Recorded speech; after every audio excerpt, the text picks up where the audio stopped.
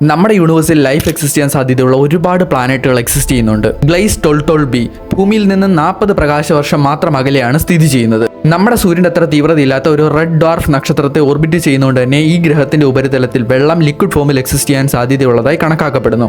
എന്നാൽ ഇതിന്റെ നക്ഷത്രം വളരെ ആക്റ്റീവ് ആയതുകൊണ്ട് തന്നെ അതിൽ നിന്നും പുറപ്പെടുന്ന സ്റ്റെല്ലാർ ഫ്ലെയറുകൾ ഗ്രഹത്തിന്റെ അന്തരീക്ഷത്തെ നശിപ്പിക്കാൻ സാധ്യതയുള്ളതായും പഠനങ്ങൾ പറയുന്നുണ്ട്. ടോയ് 700e 2020 കണ്ടുപിടിച്ച ഈ ഒരു പ്ലാനറ്റിന് ഭൂമിയുടെ 90% മാത്രം വലിപ്പമാണ് ഉള്ളത്. വളരെ ചെറിയ കൂളറായിട്ടുള്ള ഒരു സ്റ്റാറിന്റെ ഹാബിറ്റബിൾ സോണിലാണ് ഓർബിറ്റ് ചെയ്യുന്നത്. എന്നാൽ ഭൂമിയിൽ ലഭിക്കുന്നതിന് 86% പ്രകാശം മാത്രമേ അവിടെ ലഭിക്കുകയുള്ളൂ. പക്ഷേ ഈ ഒരു പ്ലാനറ്റ് അതിന്റെ സ്റ്റാറുമായി ടൈഡലി ലോക്ക്ഡ് ആണ്. അതുകൊണ്ട് തന്നെ ഇതിന്റെ ഒരു വശത്ത് മാത്രമായിരിക്കും പ്രകാശം ലഭിക്കുക. ഇക്കാരണത്താൽ അവിടെ ഒരു ഹാബിറ്റബിൾ എൻവയോൺമെന്റ് നിലനിൽക്കാൻ സാധ്യതയുണ്ട്. കെപ്ലർ 186f ഭൂമിയെക്കാളും ലേശം വലിപ്പ കൂടുതലുള്ള ഈ ഒരു ഗ്രഹം 500 പ്രകാശ വർഷങ്ങൾ അകലെയാണുള്ളത്.